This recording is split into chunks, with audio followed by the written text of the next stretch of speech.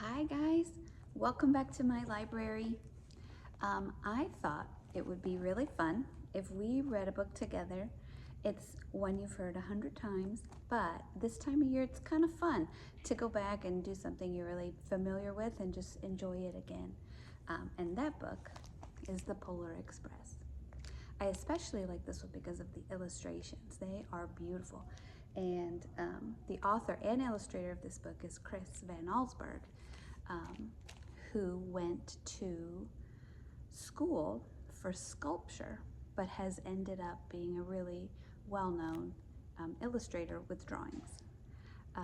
He's also done books like Jumanji and Zathura and the Mysteries of Harris Burdick. Lots and lots and lots of books illustrated by this man. Very, very talented artist. So let's read this together, and I think you should have a little treat to go along with it. So I hope you get to enjoy a nice glass of hot chocolate while we enjoy this book again together. The Polar Express.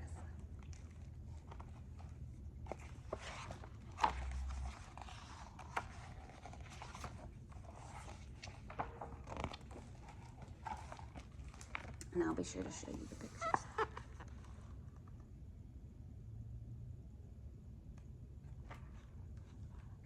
On Christmas Eve, many years ago, I lay quietly in my bed.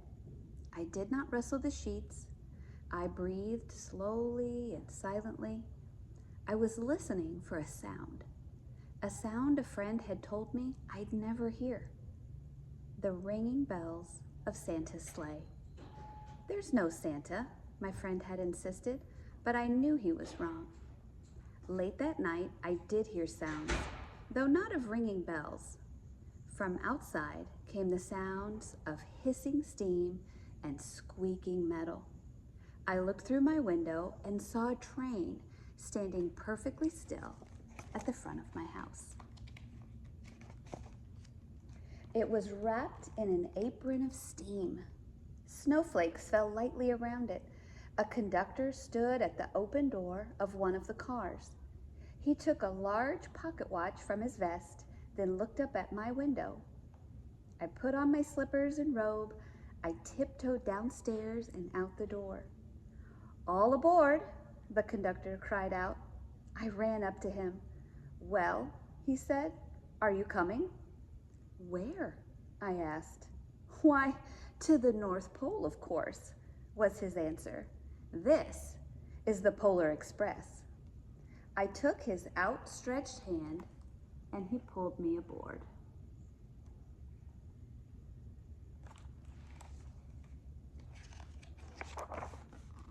The train was filled with other children, all in their pajamas and nightgowns. We sang Christmas carols and ate candies with nugget centers as white as snow. We drank hot cocoa as thick and rich as melted chocolate bars.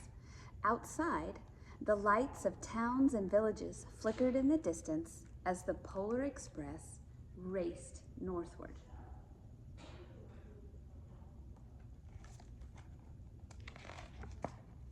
Soon, there were no more lights to be seen. We traveled through cold, dark forests where lean wolves roamed and white-tailed rabbits hid from our train as it thundered through the quiet wilderness.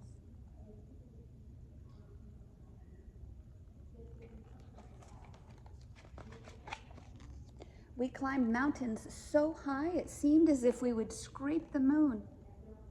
But the Polar Express never slowed down. Faster and faster we ran along, rolling over peaks and through valleys like a car on a roller coaster. The mountains turned into hills, the hills to snow-covered plains. We crossed a barren desert of ice, the Great Polar Ice Cap. Lights appeared in the distance. They looked like the lights of a strange ocean liner sailing on a frozen sea. "There," said the conductor, "is the North Pole."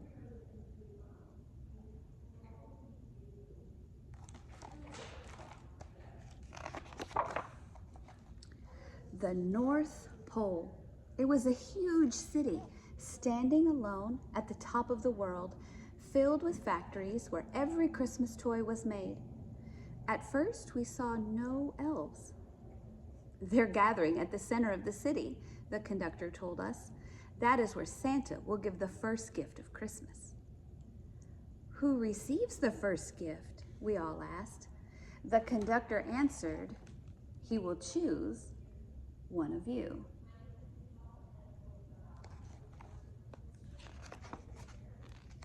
Look, shouted one of the children, the elves. Outside, we saw hundreds of elves. As our train drew closer to the center of the North Pole, we slowed to a crawl. So crowded were the streets with Santa's helpers. When the Polar Express could go no farther, we stopped and the conductor led us outside.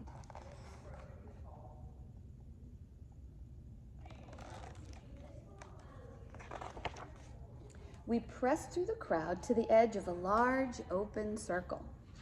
In front of us stood Santa's sleigh. The reindeer were excited. They pranced and paced, ringing the silver sleigh bells that hung from their harnesses. It was a magical sound, like nothing I'd ever heard. Across the circle, the elves moved apart, and Santa Claus appeared. The elves cheered wildly.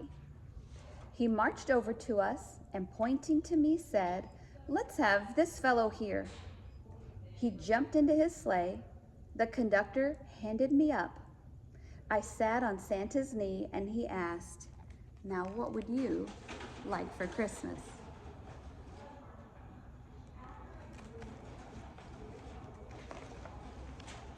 I knew that I could have any gift I could imagine, but the thing I wanted most for Christmas was not inside Santa's bag.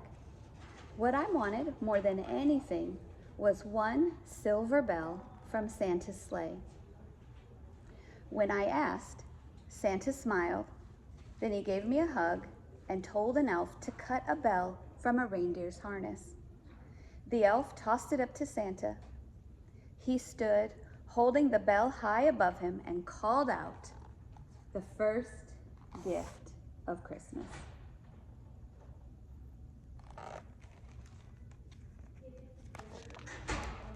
A clock struck midnight as the elves roared their approval. Santa handed the bell to me. I put it in my bathrobe pocket. The conductor helped me down from the sleigh. Santa shouted out the reindeers' names and cracked his whip. His team charged forward and climbed into the air. Santa circled once above us, then disappeared into the cold, dark polar sky.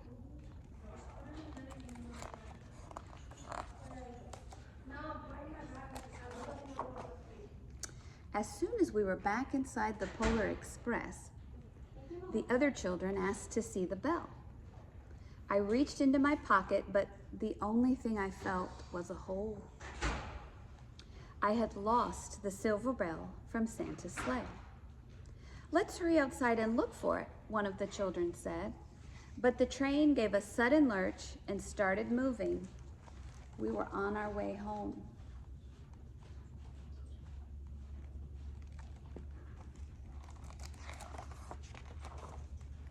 It broke my heart to lose the bell. When the train reached my house, I sadly left the other children. I stood at my doorway and waved goodbye. The conductor said something from the moving train, but I couldn't hear him. "What?" I yelled.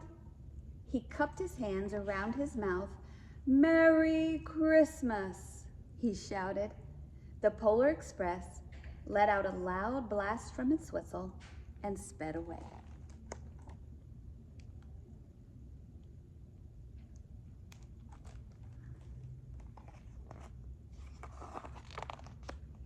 On Christmas morning, my little sister Sarah and I opened our presents. When it looked as if everything had been unwrapped, Sarah found one last small box behind the tree. It had my name on it. Inside was the silver bell. There was a note. "Found this on the seat of my sleigh. Fix that hole in your pocket. Signed, Mr. C." I shook the bell. It made the most beautiful sound my sister and I had ever heard. But my mother said, "Oh, that's too bad." "Yes," said my father, "it's broken." When I'd shaken the bell, my parents had not heard a sound.